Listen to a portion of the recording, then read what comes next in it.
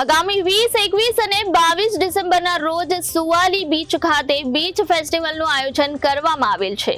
આગામી 20, 21 અને 22 ડિસેમ્બરે સુવાલી બીચ ફેસ્ટિવલનું આયોજન કરવામાં આવ્યું છે। સુરત ખાતે વન પર્યાવરણ મંત્રી મુકેશ પટેલની પત્રકાર પરિષદ યોજાઈ હતી। ગત વર્ષે પણ બીચ ફેસ્ટિવલ યોજવામાં આવ્યો હતો, ત્યારે વન વિભાગનો બીચ ડેવલપ કરવાનો આ મુખ્ય હેતુ છે। કેન્દ્રીય મંત્રી CR પાટીલના માર્ગદર્શન હેઠળ સ્થાનિક ધારાસભ્યો દ્વારા સરકારમાં રજૂઆત કરવામાં આવી હતી, જ્યાં સરકાર દ્વારા 3 દિવસનું આયોજન કરવાની મંજૂરી આપવામાં આવી છે, જેના થકી સખી મંડળોને રોજગારી મળે તેવો આશ્રય છે। આ વખતે અહીં 100 જેટલા સ્ટોલ હશે। સરકાર દ્વારા પણ 48 લાખ બીચ ફેસ્ટિવલને ફાળવવામાં આવ્યા છે।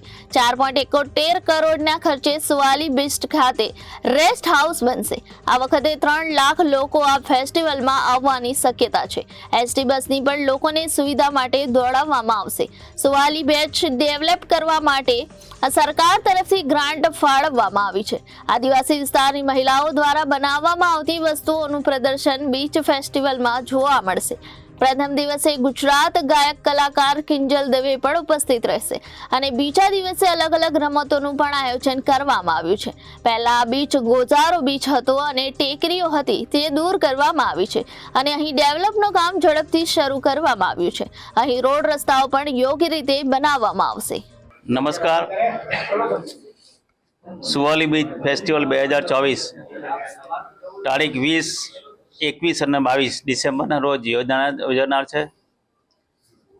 ગત વર્ષે પણ આ બીચ ફેસ્ટિવલ યોજવામાં આવ્યો હતો।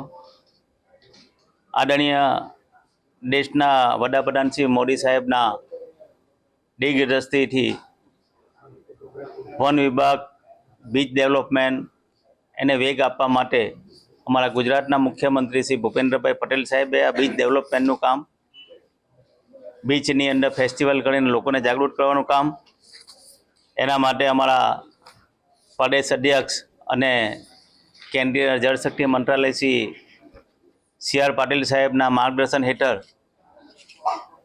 આ વિસ્તારના લોકલાડીલા ધારાસભ્ય સંદીપભાઈ ગત વર્ષે સરકારમાં રજૂઆત કરવાથી ગત વર્ષેથી આ બીચ ફેસ્ટિવલ ચાલુ થયો હતો।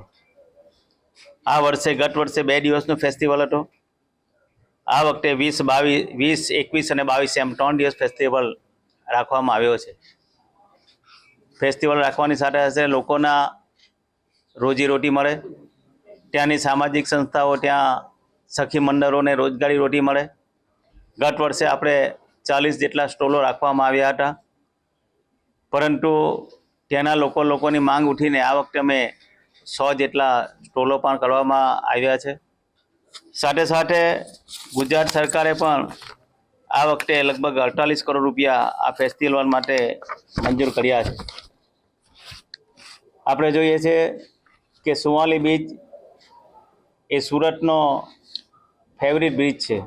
સુરત ખાતે લોકોને જવું હોય તો એક ડુમ્મસ બીચ, એમાં પણ સુરત મહાનગરપાલિકા દ્વારા ડેવલપમેન્ટ થઈ રહ્યો છે। એ પછી બીજો બીચ હોય તો એ આ સુવાલી બીચ છે।